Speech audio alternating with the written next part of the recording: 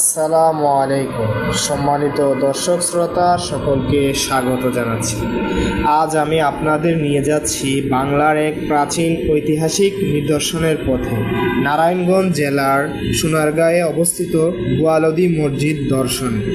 এই মসজিদটি নির্মিত হয়েছিল 1519 খ্রিস্টাব্দে বাংলার সুলতান আলাউদ্দিন হুসাইন শাহের শাসনামলে।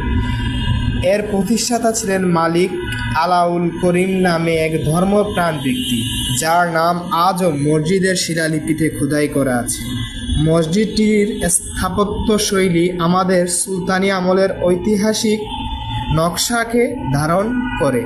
এক গম্বুজ বিশিষ্ট এই মসজিদটি নির্মিত হয়েছে লাল ইট দিয়ে এবং এর দেয়ালে দেখা যায় অপূর্ব অলঙ্করণ খচিত নকশা, যা আজও ইতিহাসের স্মৃতি বহন করে চলেছে। প্রবেশপথে খিলান, সুনিপুণ কারুকার্য এবং প্রশান্ত পরিবেশ সব মিলিয়ে গোয়ালদি মসজিদ শুধু একটি ধর্মীয় উপাসনালয় নয়, এটি আমাদের ইতিহাস, সংস্কৃতি এবং স্থাপত্য কলার জীবন্ত নিদর্শন। এই স্থানে এসে যেন সময় থেমে যায় আর কানে বাজে শতাব্দী পেরোনো আজানের ধ্বনি।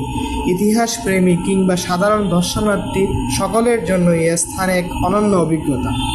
আসুন আমরা সবাই এই ঐতিহাসিক স্থানকে সংরক্ষণ করি এবং এর গল্প ছড়িয়ে দেই প্রজন্ম থেকে প্রজন্ম।